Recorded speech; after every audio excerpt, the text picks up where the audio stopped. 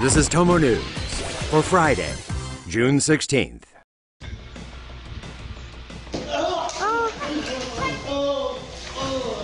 That was real.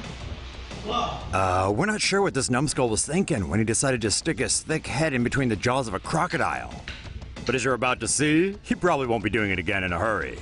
The video was filmed by a tourist last week at one of Thailand's most famous, then fool around with some sticks, which he uses to prise Mr. Crocodile's mouth open. Then, waving the sticks around like some sort of cross between Keith Moon and David Copperfield, our hero works his magic to put the croc under a mesmerizing spell. Then, slowly, tentatively, teasingly, the zookeeper lowers his head and places it between the jaws of the beast. Wait for it. Wait for it. Wait for it. Ooh, that's gotta hurt. Seems like the crocodile's had enough of this charade. He's off, back into the water. Perhaps before this fail of a show, including a missing finger. Guess some people never learn. Meet our son's long-lost Evil One companion. Unfortunately, there hasn't been much evidence to support this theory until now. A new study has found that sun-like stars initially form as wide binaries and either come together or break apart over the next million years. Some systems, like the Alpha Centauri, even form as triplets. Our sun would have been separated by a distance of 500 or more astronomical units from its twin star before it was believed to have moved farther away. The twin has been dubbed Nemesis, after scientists hypothesize they say that asteroid eventually collided with our planet and killed off the dinosaurs. Still, Nemesis has never actually been found, and the idea that it may be responsible for catastrophic events on Earth has yet to be proved. Woman attacked by rabid raccoon drowns it in a puddle. A young woman's beautiful day in the woods was hijacked by a rabid raccoon with an insatiable thirst for blood. Just didn't look right. The next thing Rachel knew, a maniacal raccoon was bounding toward her like the Tasmanian Thumb. Panicked and in pain, she glanced over to see a puddle nearby. Holding a firm grip on the raccoon, she plunged it into the water and held it under until it stopped moving. Rachel then rushed and expected to stave off the violent infection. Left untreated, rabies does carry a 100% rate of fatality. According to the CDC, raccoons, marked in red, account for more than 30% of rabies cases, and most of them reside on the East Coast. Only 1 to 3 humans in the U.S. contract rabies.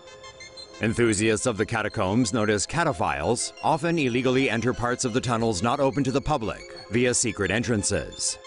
The 2 teenagers who were lost there spent 3 days in the dark and cold narrow passageways and developed hypothermia from exposure to temperatures as low as 15 degrees Celsius.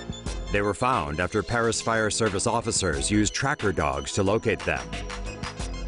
Human remains were transported from the Cemetery of the Innocent to the catacombs in 1786, after the cemetery was closed due to overuse.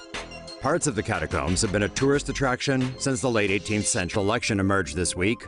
According to Bloomberg, Russian hackers gained access to electoral computer systems in 39 states. Illinois was among the first states to report the attacks. Officials found evidence that hackers infiltrated the voter database of Illinois and tried to delete or alter data. Up to 90,000 voter records were reportedly compromised. The White House used the so-called Red Phone back channel to warn the Kremlin to stop the attacks. However, according to a leaked NSA document, Russian hackers targeted the computers of 122 local election officials in the days before the November 8th election. The Obama administration reportedly believed the hackers may have been preparing to delete voter registration. Earlier this week, former FBI Director James Comey warned Congress that Russia would return to meddle in future U.S. elections. Russia has denied any links.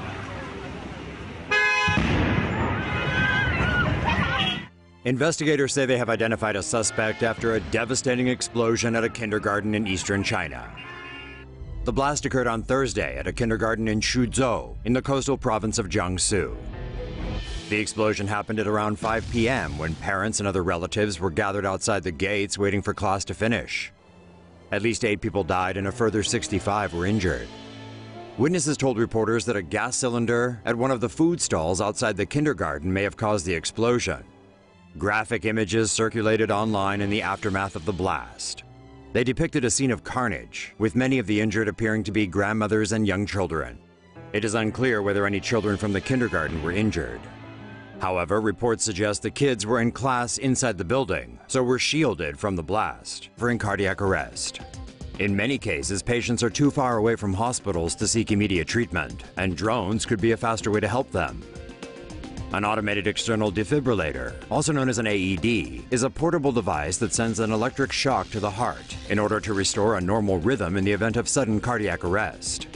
Swedish researchers attached the device was also painted in a fluorescent color similar to ambulances to help people visually locate it.